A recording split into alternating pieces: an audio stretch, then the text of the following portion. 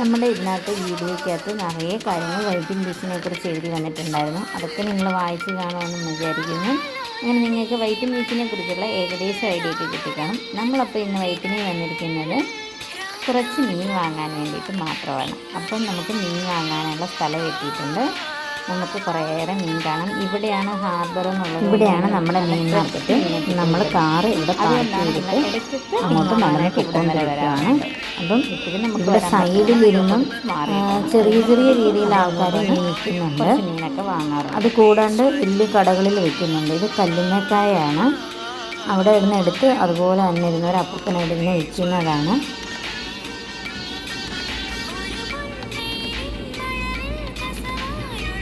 ഇത് വലിയൊരു മാർക്കറ്റാണ്, മീനിൻ്റെ മാർക്കറ്റാണ്. ഇവിടെ നിറയെ ഫ്രഷ് മീനുണ്ട്, ഡിഫറെൻറ്റ് ടൈപ്സ് ഉണ്ട് ഇവിടെ.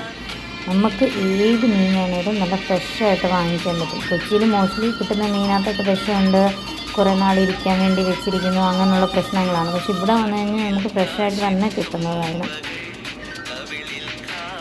നല്ല വലിയ മീനുണ്ട്, ചെറിയ മീനുണ്ട്, എല്ലാ ടൈപ്പ് മീനുണ്ട്. ഇതാണ് നമ്മൾ അച്ചാറിട്ട് കാണിക്കാറുള്ള ആ മീനില്ലേ, അതാണിത്. ഇത് ഇപ്പോൾ ഇവർ കട്ട് ചെയ്താനായിട്ട് എടുത്തിട്ടേ ഉള്ളൂ. നല്ല വലിയൊരു മീനാണ്. ഇതിൻ്റെ പേര് ഓലക്കുടി എന്നാണ്. നമ്മളുടെ അച്ചാറിൻ്റെ വീഡിയോ ഞാൻ ഓൾറെഡി ഇട്ടിട്ടുണ്ട്, ഫിഷ് പിക്കിൾ എന്നും പറഞ്ഞുകൊണ്ട്. കണ്ടിട്ടില്ലാത്തവരൊന്ന് കണ്ടു നോക്കുക. അതിനകത്ത് നമ്മൾ ഈ മീനെയാണ് അച്ചാറിട്ടിരിക്കുന്നത്. പിള്ളേർക്കൊരു രസം, ആ മീൻ എങ്ങനെയാണ് വെട്ടുന്നതെന്നൊന്ന് കാണണമെന്നൊക്കെ പറഞ്ഞു. അപ്പോൾ അതുകൊണ്ട് നമ്മളത് അവരെ കാണിക്കാൻ വേണ്ടി എടുത്തു, നിങ്ങളെയും കൂടെ കാണിക്കുന്നു. ഈ മീനിൻ്റെ പേര് ഓലക്കൊടിയൻ. അതിൻ്റെ ഇത് കണ്ടോ, തെങ്ങിൻ്റെ ഓല കണക്കൊക്കെ ഇരിക്കുന്നില്ലേ, അതുകൊണ്ടായിരിക്കും ഇതിനാ പേര് വന്നിരിക്കുന്നത്. അപ്പം നമ്മൾ മീനെല്ലാം വാങ്ങിച്ചു. നമ്മളിനി തിരിച്ച് പോവുകയാണ്. തിരിച്ച് പോകുമ്പോഴും വീഡിയോ സ്കിപ്പ് ചെയ്യാണ്ട് കാണുക.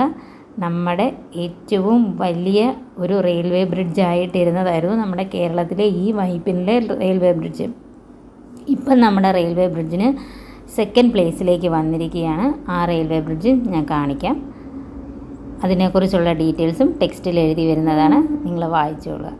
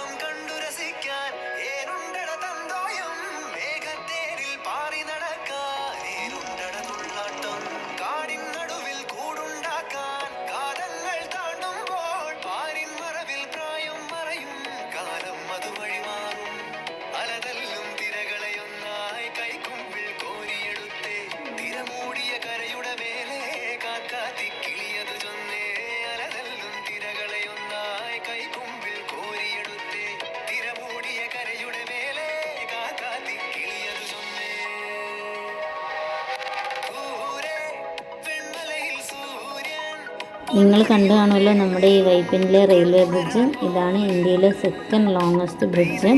നേരത്തെ ഞാൻ പറഞ്ഞല്ലോ, നേരത്തെ ഇത് ഫസ്റ്റ് ആയിരുന്നു. ഇത് ജൂൺ 2007 സ്റ്റാർട്ട് ചെയ്ത ഒരു ഇതായിരുന്നു. എൻഡ് ആയത് 2010 പക്ഷേ ഓപ്പൺ ചെയ്ത് വർക്ക് തുടങ്ങിയത് 2011 ഈ ബ്രിഡ്ജ്. അപ്പം നമ്മൾ കാണാൻ പോകുന്നത് ഇത് എവിടെ നിന്നാണ് സ്റ്റാർട്ട് ചെയ്യുന്നത് എന്നുള്ളതാണ്. നമ്മുടെ ഇടപ്പള്ളിയിൽ നിന്നാണ് സ്റ്റാർട്ട് ചെയ്ത് അങ്ങോട്ട് വൈപ്പിനിലേക്ക് പോകുന്നത്. അപ്പം അതിൻ്റെ സ്റ്റാർട്ടിങ് പോയിന്റിലേക്ക് നമ്മൾ എത്തിയിട്ടുണ്ട്. നമുക്കത് ശരിക്കും ശരിക്കും നിങ്ങൾക്കതിന് ആ ഒരു പോയിന്റ് കാണാൻ വേണ്ടിയിട്ട് തന്നെ വീഡിയോയിൽ കാണിക്കുന്നുണ്ട്.